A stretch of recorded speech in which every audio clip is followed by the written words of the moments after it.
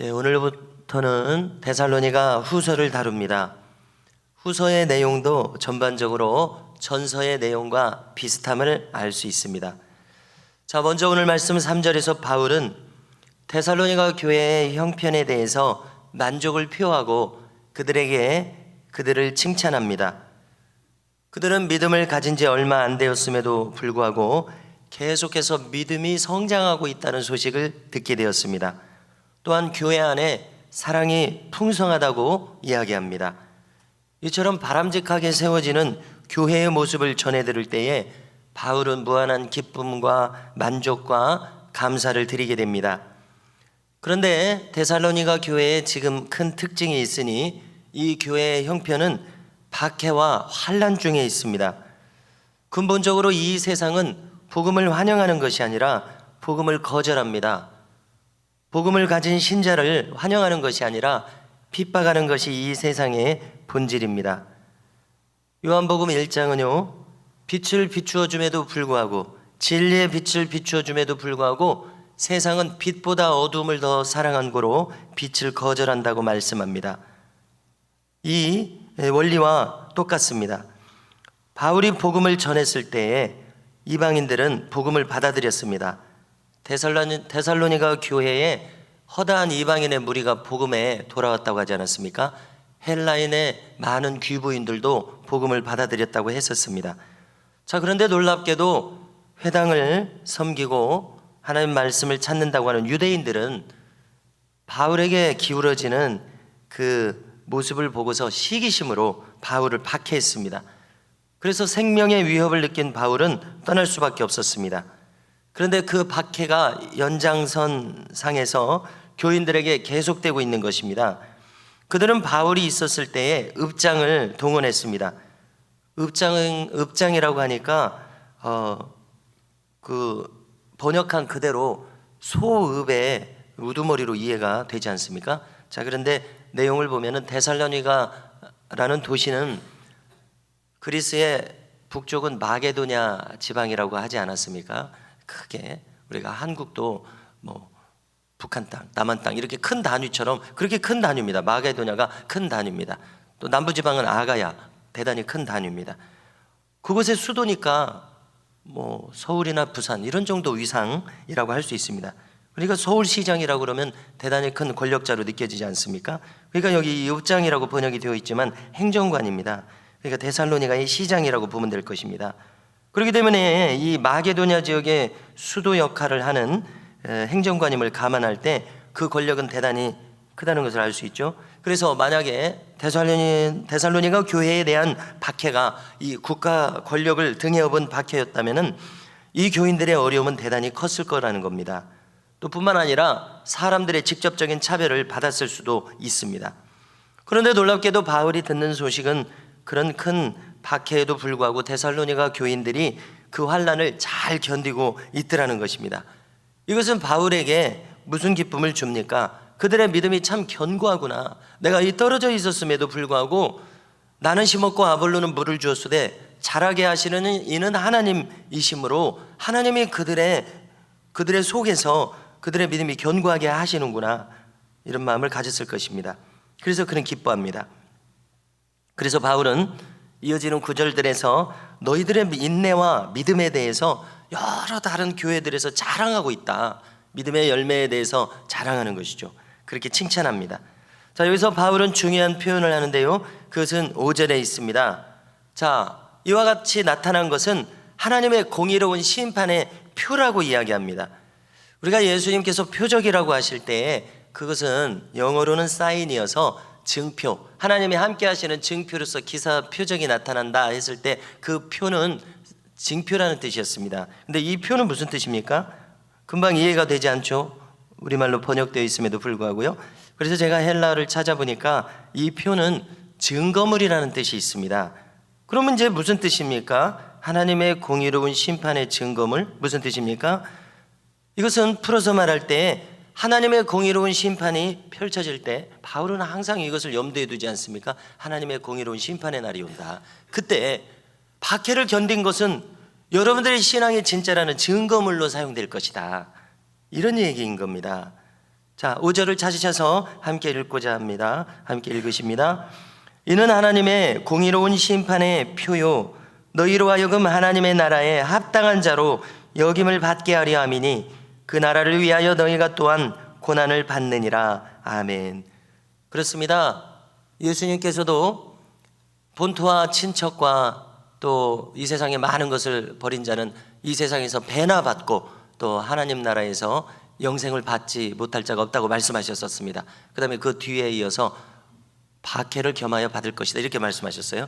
자, 그러니까 참된 믿음을 가진 사람은 이 세상에서 박해를 받게 되어 있다는 말씀이시죠. 그래서 5절 말미에서도 그래서 너희가 고난을 받고 있다 이렇게 위로하고 있는 것입니다. 자, 그동안 우리 한국교회는요 평화시대를 지내면서 공적인 박해가 없었다고 해야 되겠습니다. 지난 코로나 상황을 겪으면서 또 교회는 표적이 되기도 했었죠. 그래서 유독 다른 기관에 비해서 교회는 이 모임에 제한을 받았던 것도 사실이라는 생각이 듭니다. 그렇지만은 엄청나게 큰 공적인 박해라고까지는 할 수 없을 것입니다. 자, 그러나 앞으로는 이런 국가기관에 의한 공적인 박해를 예상해야 될지도 모른다는 생각을 하게 됩니다. 여러 번 거론하게 됩니다마는 자, 앞선 나라들의 사례로서 포괄적 차별금지법이 이미 통과된 나라들이 있습니다. 네덜란드는 94년도에 일찌감치 통과가 됐었고요. 영국과 캐나다 이런 나라들도 이 법이 통과가 되었습니다.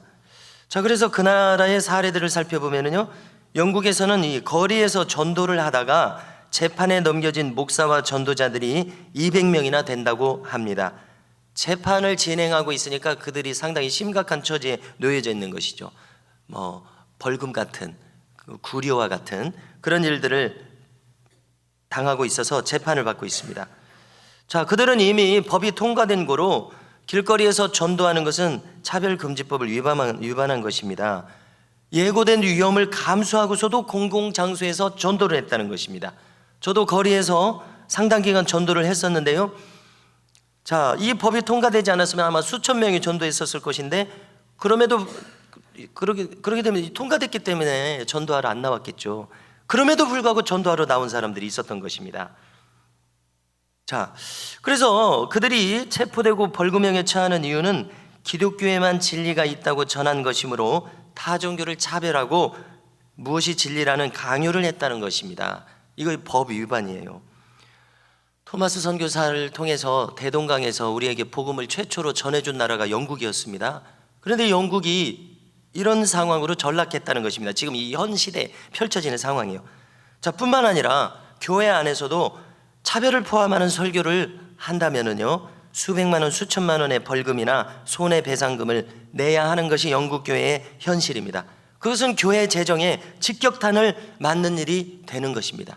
여러분, 예를 들어서 제가 지금과 같이 똑같은 논조로 설교를 했습니다. 그러면 이제 유튜브에 영상이 떴어요. 아니면 현장에서 누가 그것을 들었어요. 신고를 했어요. 그러면 이제 증거물이 있죠. 그러면 이제 수천만 원 벌금을 때린다고 한번 가정을 해보십시오. 그리고 우리 교회는 직격탄을 받게 되는 것인데요, 영국 교회가 지금 그렇습니다. 자, 그런데 우리나라도 이 차별금지법이 수차례 입법을 시도하다가 저지되었었습니다. 그런데 이번 9월 국회에서 다시금 입법이 시도된다는 말을 듣게 되었습니다. 그래서 우려하지 않을 수 없습니다. 그래서 우리는 이것의 저지를 위해서 기도할 뿐만 아니라 무엇인가 행동으로 옮길 필요가 있습니다. 그래서 제가 안타깝게 생각하는 것은 국회 안에 기독교인들 국회의원들이 대단히 많습니다. 대단히 많은 퍼센테이지예요. 우리가 신문을 찾아보면 알 수 있는데요. 그런데 대단히 많은 기독교인 국회의원들이 있음에도 불구하고 반성경적인 이 입법에 찬성하는 국회의원들이 많다는 것입니다. 이것은 무엇을 의미합니까? 그들이 깨어있지 못하다는 것이죠. 국회의원들은 많은 공부를 했을 것입니다. 많은 경험이 있을 것입니다. 그런데 실상은 그들 속에 말씀이 없음으로 말미암아 이 부분에 있어서 우둔하다는 것이죠. 진리의 지식이 없다는 것이죠. 그렇지 않습니까? 그래서 교회에서 진리가 바르게 선포되고 있지 않나? 그래서 믿음을 가진 사람들, 그분들이 다 안수 집사님, 권사님들, 장로님들이잖아요. 그렇잖아요. 그런데도 이렇게 지식이 없나, 어리석은 생각을 가질 수가 있나, 이런 생각을 하게 됩니다. 왜냐하면 한마디로 말해서 반성경적인 악법이지 않습니까? 어떻게 여기에 이 입법하는 연명부에 자기 이름을 넣을 수가 있냐는 것입니다. 대단히 어리석은 일이라는 것이죠. 그래서 조금 전에 너희들이 박해를 감수한 것이 하나님 심판의 날에 너희들에게 내 편에 서 있다는 증거물로 사용될 것이라고 했는데, 만약에 이 국회의원들이 겉으로는 믿음을 표방하고 있는 사람들 아닙니까? 직분자들이 많으니까요. 그러면 그들이 행한 바는 하나님 앞에서 심판날에 무슨 증거물로 사용되겠느냐는 것입니다. 이렇듯 믿음을 가지고 사는 자체가 이 세상의 사상과 논리에 부딪힙니다. 그래서 오늘 말씀은 지금 무엇이었습니까? 우리가 어떤 마음의 태도를 가지고 있느냐가 바로 심판날에 우리를 향한 증거물로 역할할 것이라는 겁니다. 관련해서 6절과 7절을 이어서 읽고자 합니다. 함께 읽으십니다. 시작. 너희로 환난을 받게 하는 자들에게는 환난으로 갚으시고 환난을 받는 너희에게는 우리와 함께 안식으로 갚으시는 것이 하나님의 공이시니 주 예수께서 자기의 능력의 천사들과 함께 하늘로부터 불꽃 가운데에 나타나실 때에. 자, 이어지는 8절을 제가 말씀드리면요, 불신자들과 복음을 불순종하는 자들에게 형벌을 내리신다고 바울은 말하고 있습니다. 이렇게 바울은 항상 위의 것에 창념하고 있습니다. 마지막 심판날의 일을 항상 그런 염두에 두고 있습니다. 자, 실제로 우리도요, 마지막 심판을 생각하지 않고서 바른 신앙을 정립하는 것은 불가능함을 느끼게 됩니다. 심판대를 의식하고 있는 것은 우리로 하여금 언제나 바른 기준을 가지게 만듭니다. 진리의 바른 지식을 수립하고 확정하게 만듭니다. 자, 실로 이 인간의 많은 문제가 진리가 그의 사상 속에서 없기 때문에 그렇습니다. 좀 전에 믿음을 가진 국회의원들을 언급했습니다마는 진리가 그들 속에 없으면 어처구니 없는 판단을 하게 된다는 것입니다. 진리가 부재하기 때문에 수많은 문제가 발생하고 있습니다. 기준 없는 삶은 항상 문제를 일으킵니다. 그러나 심판대를 생각하는 것은 우리에게 분명한 기준을 수립할 것을 우리에게 자극합니다. 바울은 그 분명한 기준에서 흔들림이 없습니다. 우리도 마땅히 그리해야 하겠습니다. 자, 마지막으로 바울은 이들을 위해서 기도합니다. 11절에 보니까 한마디로 그의 기도 제목은 여러분들이 부르심에 합당한 자로 살아가기를 내가 기도하고 있다, 이렇게 이야기합니다. 그래서 우리도 이 새벽에 이것을 나의 기도 제목으로 붙들어야 되겠습니다. 복음의 부르심에 합당한 자로 살아가는 오늘이 되도록 말입니다. 그리고 남은 여성이 되도록 말입니다. 부르심에 합당하다는 것은 무슨 뜻입니까? 이 내용과 결론을 염두에 둔 말입니다. 우리 삶의 내용과 결론을요, 우리 삶의 과정과 결론 모두가 주님의 인정함을 받는 삶이 되는 것이 부르심에 합당한 삶입니다. 이처럼 우리 모두가 부르심에 합당하게 살아가실 수 있기를 주님의 이름으로 축복합니다.